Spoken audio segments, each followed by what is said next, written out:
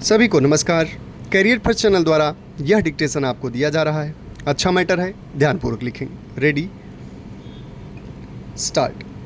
लोकतंत्रीय रीति में दूसरों की बात को समझने की कोशिश करना, कुछ लेन देन करना और अंतिम निर्णय चाहे जो हो उसमें छोटे बड़े परिवर्तन करना शामिल है। अगर ऐसा नहीं होता तो हमारे टुकड़े टुकड़े हो जाएंगे। भारत जैसे महान देश में प्रायः हर विषय पर तरह तरह के विचार हैं। हम सब एक ही तरीके से सोचने के लिए मजबूर नहीं हैं। मैं चाहता हूँ कि लोगों की अपनी अपनी बुद्धि और विचार का विकास हो और वे पूरी स्वतंत्रता से उसे व्यक्त कर सकें।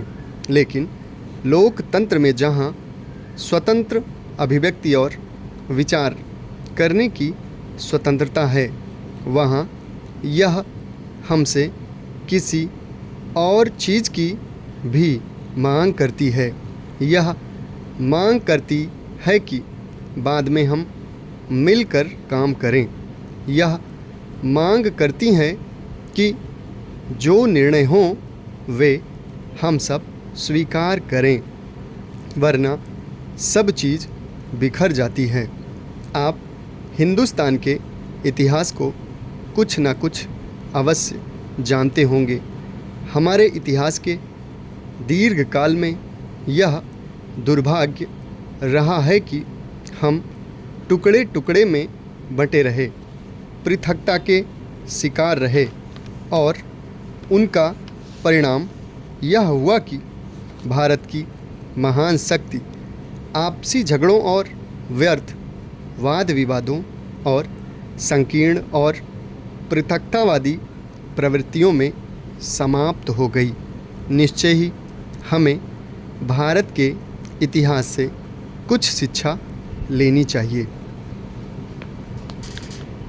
हमने मानव अध्यवसाय के हर क्षेत्र में, विचार में, कर्म में, साहित्य में, कला में, संगीत में महान पुरुष पैदा किए।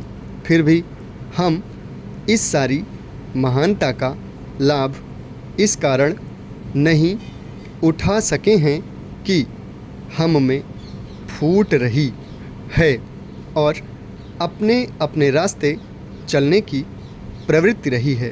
इसलिए हम दुर्बल रहे और प्रायः बाहर से आने वाले विदेशियों ने हमको दबाकर गुलाम बनाए रखा।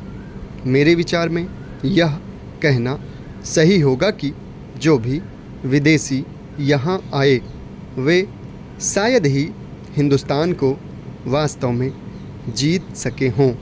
अंग्रेज़ भी कहीं अधिक और बढ़िया हथियारों के बावजूद हमें वास्तव में नहीं जीत सके। उन्होंने सिर्फ हिंदुस्तान की फूट का फ़ायदा उठाया और जो भी आए उसने भी ऐसा ही किया। हिंदुस्तान के इतिहास का यह बहुत बड़ा सबक है और इसे हम सबको मिलकर सीखना चाहिए। हम आपस में हर तरह का वाद विवाद कर सकते हैं, लेकिन एक बार फैसला करने के बाद, लोकतंत्रीय रीति से फैसला करने के बाद उसके अनुसार ही चलना चाहिए।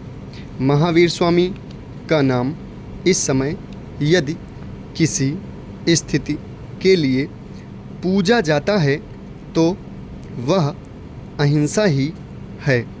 मैंने जिन अलग अलग धर्मों का अध्ययन किया है और उनके जो स्थिति मुझे योग्य मालूम हुई, उनका आचरण भी मैं करता रहा हूँ, परंतु मैं नहीं समझता कि जैन धर्म दूसरे धर्मों की अपेक्षा अलग है।